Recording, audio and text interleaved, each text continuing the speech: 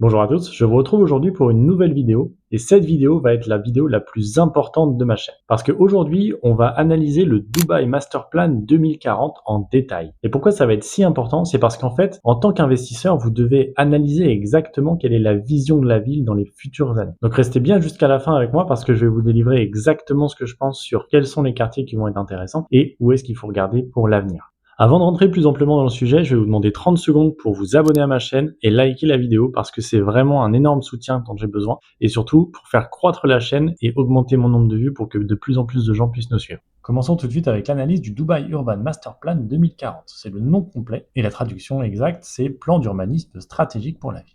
Alors on va commencer avec une partie de définition. Pourquoi? Pas pour faire de laborieux, mais pour vous donner en fait la profondeur du document et à quel point il est ancré dans le développement de la ville sur les prochaines années. Donc déjà, qu'est-ce que c'est? C'est un plan d'urbanisme qui décrit comment la ville évolue. Je l'ai précisé, mais ce n'est pas anarchique, c'est pas pour faire le buzz, c'est que tout est planifié, vraiment dans le détail, pour dire exactement que cette canalisation passera ici. Ensuite, si on regarde les rôles exacts de chaque entité, on voit que la Dubai Municipality, donc la municipalité de Dubaï, pilote la création du master plan, donc à l'échelle macroscopique. Elle va préparer, examiner et valider le plan. Elle va s'assurer qu'en fait, tout ce qui est délivré, c'est-à-dire les permis de construire et que toutes les constructions vont être aux normes par rapport à ce qu'ils ont identifié comme critères, c'est-à-dire les codes de bâtiment, les critères environnementaux, les normes de construction, etc. Et ensuite, on a le DLD, donc le Dubai Land Department, qui va valider pour voir si en fait chaque projet est en accord avec les réglementations et au regard de la loi. Comment ça se passe? Si on regarde très rapidement par rapport à l'œil d'un promoteur, on va avoir un calendrier typique, c'est-à-dire que sur la première partie, on va avoir une phase entre 1 et 3 mois où ça va être la phase de conceptualisation, une étude de faisabilité du promoteur qui va faire en fait toutes les démarches nécessaires pour s'assurer que tout simplement sa réalisation est faisable. Ensuite, on va avoir la deuxième phase qui va prendre entre 2 et 6 mois, qui va être le plan du promoteur et les approbations préliminaires dont il aura besoin par la Dubai Municipality ou d'autres autorités locales. Ensuite, la troisième phase, c'est l'enregistrement du projet. Et cette phase-là est très importante parce qu'il va encore une fois devoir se conformer par rapport aux normes et aux demandes du gouvernement. Et dans cette phase-là, par exemple, on peut compter l'ouverture d'un compte séquestre qui s'appelle Escrow Account. Cet Escrow Account, il va vraiment être important parce qu'on va faire une vidéo explicative vous montrant exactement quels sont les points essentiels pour les développements off-plan, c'est-à-dire dans le neuf. Et quand un investisseur va faire un transfert d'argent, il ne va pas directement payer le promoteur, il va mettre son argent sur un Escrow Account qui va être un compte pour le promoteur, mais cet argent il va être bloqué et débloqué progressivement en fonction de l'avancée des travaux. Je reviendrai exactement sur tout ça dans une vidéo dédiée. Ensuite, ils vont faire les démarches pour obtenir un permis de construction. Donc là, on va avoir tous les NOC, c'est-à-dire Non-Objection Certificates. Ça va prendre 1 à 4 mois. Ensuite, il va y avoir la phase de construction. Bon, évidemment, ça va dépendre du promoteur. Quelquefois, c'est quelques mois. D'autres fois, c'est beaucoup plus longtemps en fonction de la taille des travaux et des aménagements à faire. Et enfin, on va avoir l'inspection finale qui va clôturer tout le processus. Et cette inspection sera faite par le Dubai Land Department. Donc ça, c'est important pour savoir en fait quelles sont les bases. C'est-à-dire que même si on a un plan à long terme, il va falloir aussi valider par promoteur, par projet, si ce projet est en accord avec la Dubai Municipality et en fait la vision de la ville. Passons à la suite. J'entends souvent les détracteurs dire que c'est fait exprès, que c'est juste pour faire le buzz, que la ville a juste besoin de rayonner encore une fois pour vraiment faire parler d'elle. Mais en fait, si on regarde avec précision, ce n'est pas la première fois qu'ils font un master plan. On va regarder ça ensemble. En fait, c'est le 6e plan de développement de la ville depuis 1960. Quand tout a commencé en 1960, ils n'avaient pas une vision aussi large qu'aujourd'hui. Et bien entendu, ils devaient gérer ça à leur échelle. Donc ils ont fait des gros projets, mais très ciblés sur une zone géographique. On va regarder ça en détail, par exemple, avec le premier master plan de 1960, qui a été fait en majorité par John Harris. Et 2 exemples de projets qui se situent dans ce master plan, c'est le pont Al Maktoum et l'aéroport international de Dubaï. Et ce qui va être aussi important, c'est de voir qu'il y a une date de lancement de ce projet et il y a souvent des dates de fin et de livraison pour vous montrer que chaque master plan a en fait une date de livraison. Regardons ce premier master plan. On voit qu'ici, en 1960, la ville était bien entendu toute petite et si on regarde par rapport à 2026, nous avons la ville actuellement en 2026 zoomée sur cette zone bien précise. Et le cadre rouge vous montre exactement où nous sommes. C'est-à-dire que là, nous sommes au niveau de Dera avec ici l'entrée de la mer dans les terres. Et c'est exactement là qu'on aura l'héritage historique de la ville. On voit notamment les anciens remparts et l'ancienne ville qui se situent précisément ici. Ensuite, regardons les 2 ouvrages dont j'ai parlé. On va avoir le pont Al Maktoum qui va finalement relier la rive nord à la rive sud. Ce sera le premier pont qui va pouvoir faire ça. Et on le voit, encore aujourd'hui, il existe ici. Et le deuxième développement, ce sera l'aéroport international de Dubaï, qu'on voit pas forcément sur ce plan ici, mais qu'on retrouve sur la carte de 2026 à droite. Ensuite, continuons. Le suivant est celui de 1971. Alors dans celui-là, par exemple, en projet phare, on va avoir le port de Jebel Ali, qui a été développé de 1971 à 1970. Et on a les Business Towers de Dubaï, qui ont elles aussi été livrées en 1970. Donc là, si on regarde rapidement ce qu'il y avait à l'intérieur, on voit qu'on retrouve la même image qu'avant, mais avec une expansion un petit peu plus large de la ville. C'est-à-dire qu'on va plus au sud et plus à l'ouest. Ensuite, le troisième plan, en 1985, ça a été la création de la compagnie aérienne Emirates, que tout le monde connaît maintenant, et l'ouverture de la première zone franche, donc la première free zone de Jebel Ali. Et vous voyez que la création d'Emirates s'est faite immédiatement, donc en 1985, elle a été directement livrée, et il a fallu attendre 1992 pour la free zone de Jebel Ali. Ensuite, on avance un petit peu, 10 ans après, on passe en 1995, et cette fois-ci, on a un master plan qui s'étend sur la totalité de la ville que l'on connaît aujourd'hui. C'est-à-dire que on a des développements comme le centre financier international de Dubaï, c'est-à-dire le DIFC, la Palm Jumeirah, le centre spatial Mohammed bin Rashid, ou encore le métro de Dubaï, la Red Line. Et on voit que pour chacun d'entre eux, même si ça a pris un petit peu plus de temps, parce que là c'était une vision sur plusieurs années, de à peu près 1993 à 2015 précisément, eh bien on voit que les développements ont été livrés en 2005,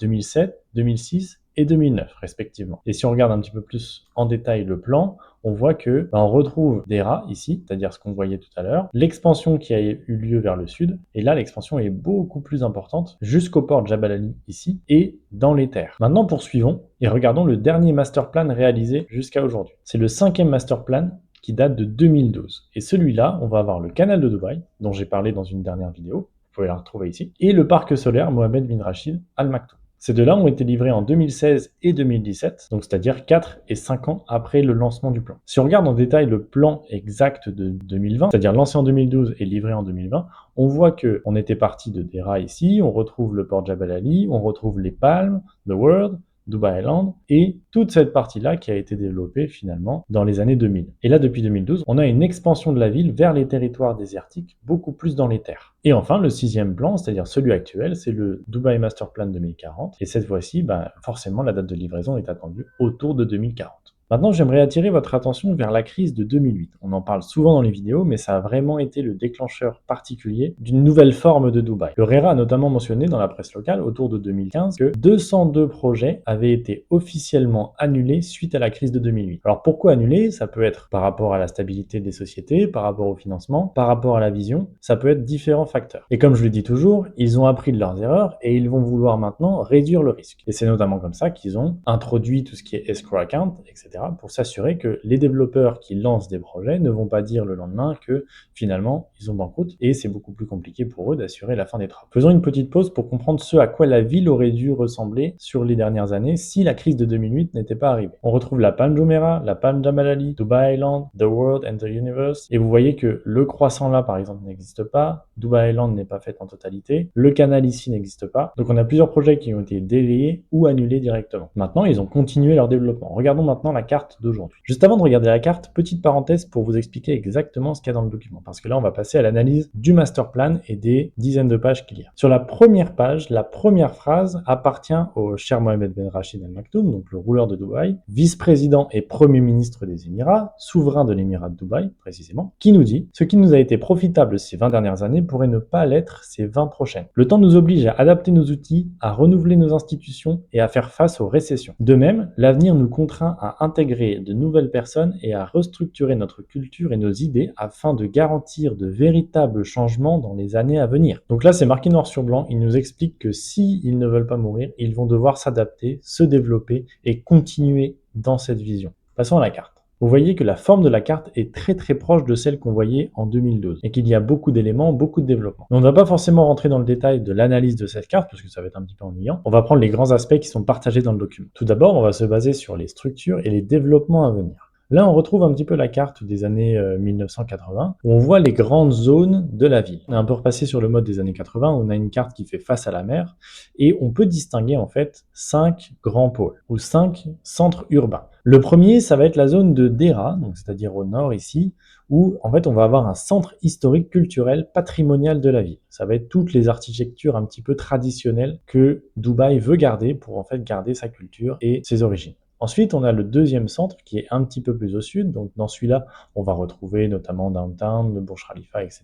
DIFC de tout à l'heure. Et ça va être ce qu'ils appellent le centre-ville avec Business Bay. Et c'est surtout le centre économique et financier de la ville. Et c'est celui-là qui notamment abrite les grandes sociétés internationales qui veulent s'implanter à Dubaï. Ensuite, on va un petit peu plus au sud, on va vers la Marina, JBR, La Palm Jumeirah par exemple. Et ce coin-là sera le pôle touristique et hébergeant les activités de loisirs et les autres commerciales. Ce qui est particulièrement intéressant, c'est que juste à côté, on va avoir le quatrième pôle qui sera beaucoup plus au sud, donc vraiment au sud de la ville, avec la Palm Jebel Ali par exemple. Et ce coin-là, ce sera en fait le coin des expositions avec Expo 2020, où en fait on retrouvera un centre international pour les événements, les expositions ou tout ce qui est innovation autour de la tech ou d'autres activités. Et enfin, on remonte un petit peu au nord de la ville, plus dans les terres, où on va avoir notamment Silicon Oasis avec les pôles technologiques et de recherche dédiés aux startups et autres créations de sociétés par exemple. Alors ce qu'on pourrait se dire avec un regard extérieur, c'est que la ville grossit, mais à un moment elle ne pourra pas grossir plus gros qu'elle ne devrait être. Eh bien je vous rassure, en fait le gouvernement est déjà au courant de cette problématique. Et l'un des défis majeurs qu'ils ont, c'est en fait de limiter l'étalement urbain pour promouvoir la diversité fonctionnelle, ça s'appelle comme ça. C'est en fait qu'ils vont chercher une répartition plus homogène sur l'ensemble de la ville, des zones qu'ils appellent à forte densité et des zones à moins forte densité. Comprenez qu'on va finalement avoir des cœurs économiques, des zones très résidentielles et des zones où on va avoir une protection environnementale très forte. Ça nous fait une transition parfaite sur les espaces verts, le littoral et l'environnement. Vous voyez en fait par rapport à ce que je disais, c'est que on voit que le long de la mer, on a tout un espace urbain, ensuite on a un espace périurbain en orange et en orange plus clair, on a un espace rural et ils veulent garder en fait cet espace rural pour des développements environnementaux et durables. En haut à droite, on a la ville de Hatta, mais on ne va pas l'analyser dans cette vidéo. On fera une vidéo dédiée pour celle-là. Alors, on parlait d'environnement, d'espaces verts et de littoral. Eh bien, sachez que la ville veut doubler le nombre d'espaces verts d'ici 2040. On passerait de 21 km² à quasiment 42 km². Et leur objectif est également de rendre la ville plus verte, plus accessible. Et en fait, ils vont intégrer un réseau de corridors verts, c'est-à-dire que les parcs, les espaces naturels et les plages vont être en fait reliés pour permettre les déplacements, qu'ils soient piétonniers, cyclistes ou autres. Et bien entendu, comme on aura plus de verdure, plus de parcs, on va avoir une amélioration de la qualité de l'air et de la biodiversité. Et ils veulent également préserver près de 60% du territoire en tant qu'aire naturelle protégée. C'est-à-dire que les zones de désert, jusqu'à 60%, vont être des territoires protégés. Et enfin, ils vont augmenter de 400% l'espace des plages publiques pour une expansion totale de 110 km. Alors ces corridors verts, on va les voir juste ici. Vous voyez, en fait, dans le master plan, il y a plusieurs plans, il y a différentes visions, il y a différents niveaux d'explication. Sur cette carte, la lecture est relativement simple. On a des couloirs ici en vert pour ce qui est des couloirs sur la terre, et on a des couloirs en mer également pour les bateaux. Tout ce qui est vert ou vert foncé ici, ce sont les parcs déjà existants ou en développement. Et ces zones ici en vert clair sans rayures représentent les zones de conservation naturelle. Ensuite, troisième axe, mobilité et accessibilité. On entend souvent que ça va devenir la ville des 20 minutes. Mais en fait, ça va être beaucoup plus complexe que ça. Parce qu'on a un premier objectif qui est que 50% de la population de Dubaï vive finalement à moins de 800 mètres d'un transport en commun. Bon, faut se projeter, ce sera en 2040, c'est pas aujourd'hui. Et ensuite, il faut que 80% des besoins quotidiens soient satisfaits en moins de 20 minutes. C'est-à-dire que tout ce que vous allez devoir chercher en une semaine sera normalement présent à moins de 20 minutes. Comment ils font ça? Eh bien, ils vont déjà analyser ce qui se passe aujourd'hui. On a une densité de population qui est représentée ici sur la carte avec un schéma représentatif au-dessus et on voit qu'aujourd'hui, la densité de population au nord de la ville est très importante. Et également, on va dire au centre de la ville, vers la Palm Jebel Ali, Marina, etc., c'est très dense. Et l'objectif, c'est d'en fait mieux répartir la population sur l'ensemble de la ville. Pas forcément de les déplacer, mais de tout simplement améliorer les déplacements. Et ce qu'on voit dans le futur, c'est qu'on va avoir certes de la population au nord et au centre, mais ce sera beaucoup plus réparti entre cette zone-là et celle du sud de la ville, vers Jebel Ali. Même constat pour la partie suivante, qui se concentre cette fois sur les types de quartiers. On va avoir des quartiers qui sont résidentiels ou des quartiers commerciaux. Et en fait, ce qu'on voit, c'est que aujourd'hui, ces quartiers-là, où on va avoir plusieurs activités au sein du même quartier, eh bien, ils sont ici au nord et au centre. Et dans la ville de 2040, ils seront beaucoup plus répartis sur l'ensemble du territoire ici. Et ensuite, on voit la définition précise de ce qu'un quartier doit intégrer et à combien de temps. C'est-à-dire que dans votre quartier, à 5 minutes, vous aurez certainement un petit supermarché, une mosquée, une station de police intelligente et un parc. Ensuite, à 10 minutes, donc là, on voit que vous pouvez marcher sur ces 5 minutes jusqu'à 10 minutes. Donc tout ça, ce sera à distance de marche. Vous avez la mosquée, par exemple, du vendredi. Normal, ce sera une mosquée un peu plus grosse. Vous avez des parcs, une école primaire, une garderie ou encore des zones d'amusement pour les enfants. Ensuite, vous avez une zone qui va être accessible en vélo.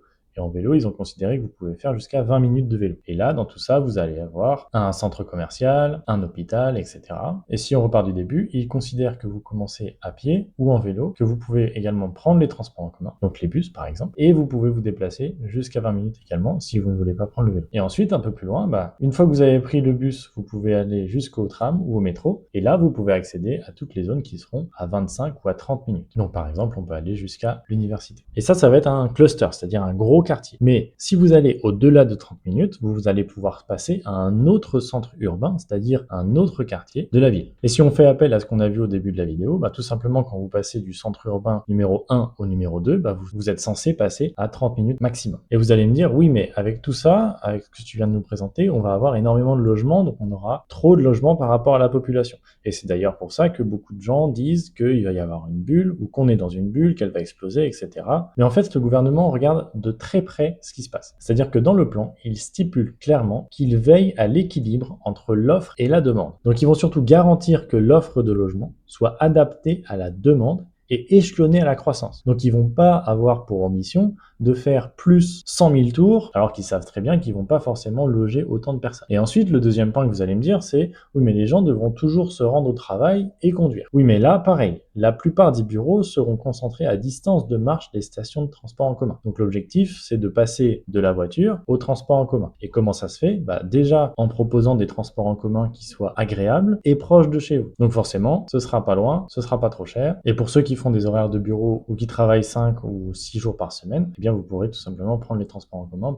Il nous reste 3 parties. La première, ça va être le logement et la qualité de vie. Et là, j'ai vraiment été surpris d'ailleurs quand j'ai regardé par rapport à l'agenda social 33 de Dubaï, c'est-à-dire en 2033, quel est l'agenda qu'ils ont prévu. On va en retenir 6 objectifs. Le premier, c'est de placer Dubaï parmi les 3 meilleures villes au monde en termes de niveau de vie. Ensuite, c'est que Dubaï fasse partie des 10 meilleures villes mondiales en termes d'espérance de vie en bonne santé. Et enfin, que Dubaï soit toujours dans les 10 meilleures villes mondiales, mais cette fois en termes de qualité d'éducation. Donc, sur ces 3 aspects en tout cas, ils vont évidemment suivre les indicateurs année par année pour s'assurer qu'on va vers la bonne direction. Ensuite, nous avons la durabilité, la résilience et les infrastructures. De ce côté-là, ils veulent renforcer la position de l'Émirat en tant que centre économique et d'innovation mondiale. Donc là, ça fait écho à ce qu'on avait dit la dernière fois ou dans les autres vidéos. Ils vont augmenter leur rayonnement mondial avec la création et l'expansion de pôles technologiques, avec des zones franches, donc les free zones, l'augmentation de 134% de la superficie dédiée au tourisme, donc forcément le tourisme va être un pôle très important de ces prochaines années, en accroissant de 25% la capacité des infrastructures éducatives et de santé, donc écoles et hôpitaux, ça fait appel à ce qu'on vient de voir juste avant, et amélioration des performances énergétiques des immeubles, avec notamment des normes et des réglementations.